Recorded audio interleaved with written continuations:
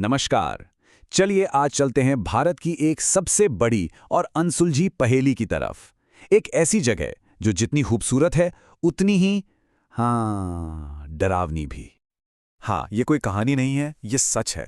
एक पूरी की पूरी झील जो सैकड़ों इंसानी कंकालों से भरी पड़ी है।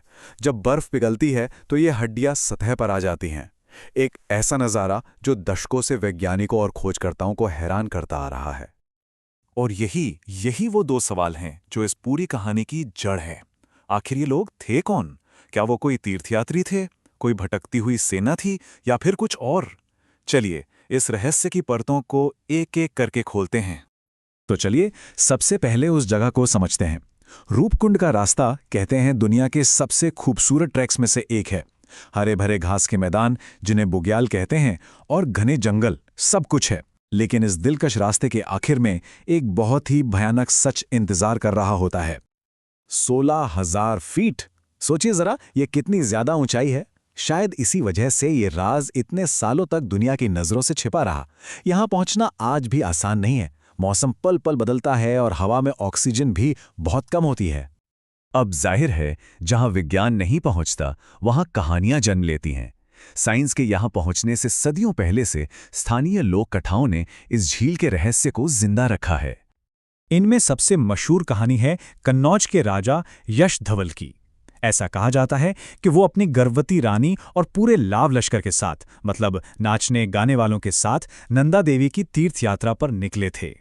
तो हुआ ये कि राजा के इस दिखावे से देवी नाराज हो गईं। और तो और रानी ने उसी पवित्र जगह पर एक बच्चे को जन्म दे दिया, जिससे वो जगह अपवित्र हो गई। बस फिर क्या था, देवी का गुस्सा ऐसा बरसा कि आसमान से लोहे जैसे ओले गिरे और राजा समेत पूरी पार्टी वहीं झील के पास मारी गई। ये सिर्फ कहानी नहीं, बल्कि एक चेतावनी भी है कि पहाड़ों का सम्मान करना चाहिए। खैर, ये तो हुई कहानियों की बातें। अब देखते हैं कि जब पहली बार बाहरी दुनिया की नज़र इस जगह पर पड़ी तो क्या हुआ। यहीं से शुरू होती है असली पड़ताल। बात है 1942 की, जब एक British forest ranger H.K. Madhwal अचानक इस झील पर पहुंच गए। उनकी इस खोज ने रूपकुंड को एक स्थानीय कहानी से निकालकर दुनिया भर की एक वैज्ञानिक पहेली बना दिया। और फिर 1956 में पहली साइंटिफिक टीम वहां जांच करने पहुंची। उन रेंजर के अपने शब्दों में अगर कहें तो वो मंजर ऐसा था जिसने उनकी सांसें रोक दी थीं। जरा सोचकर देखिए, एक शांत झील और उसके चारों तरफ बस इंसानी कंकाल ही कंकाल।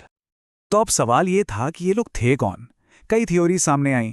कुछ लोगों ने कहा कि ये तीर्थयात्री थे जो रास्ता भटक गए। किसी ने कहा ये जोरावर सिंह की सेना थी जो तिब्बत से लौट रही थी। कुछ ने तो महामारी या सामूहिक आत्महत्या तक का अंदाजा लगाया। और यहीं से ये कहानी एक बहुत ही दिलचस्प मोड़ लेती है, क्योंकि जब साइंस ने इस पहेली को सुलझाने की कोशिश की तो ये और भी ज्यादा उलझ गई। 1950 के दशक में जब पहली साइंटिफिक जांच हुई तो पता चला कि ये हड्डियां तो कोई 600 से 800 साल पुरानी है। इस एक बात ने ही जोरावर सिंह की 19वीं सदी की सेना वाली थ्योरी को पूरी तरह से खारिज कर दिया, क्योंकि वो घटना तो बहुत बाद की थी। और सिर्फ इतना ही नहीं, जब कंकालों की जांच हुई तो एक और हैरान करने वाली बात सामने आई। ये लोग स्थानीय लोगों जैसे थे ही नहीं। कद काठी में ये ज्यादा लंबे और मजबूत थे, जैसे उत्तर पश्चिम भारत के लोग होते हैं।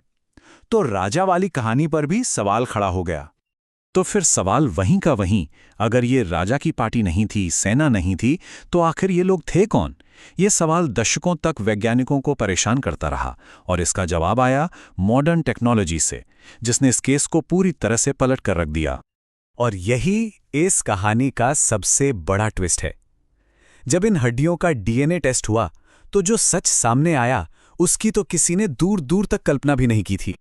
यहां पर आकर सारी पुरानी थ्योरीज, चाहे वो कहानियां हों या शुरुआती अंदाजे, सब धरी की धरी रह गईं। डीएनए ने बताया कि ये सभी लोग एक साथ नहीं मरे थे, बल्कि यहां कम से कम 2 अलग-अलग हादसों में लोग मारे गए और उन हादसों के बीच 1000 साल का फासला था। और सबसे चौंकाने वाली बात, ये लोग सिर्फ भारत के नहीं थे।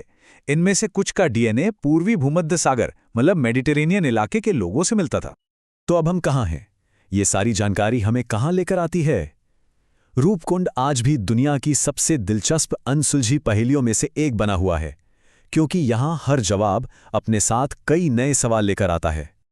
आज भी हमारे सामने कुछ सीधे सवाल हैं जिनका कोई पक्का जवाब नहीं है। आखिर ये लोग कौन थे जो दुनिया के अलग-अलग कोनों से आए थे? वे 1000 साल के फासले पर दो अलग-अलग घटनाओं में कैसे मरे?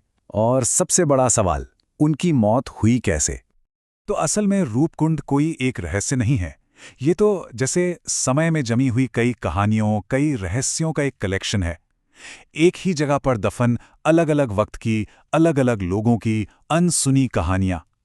तो सवाल ये है कि उस कंकालों वाली झील में, बर्फ के नीचे और कौन-कौन से राज दफन हैं?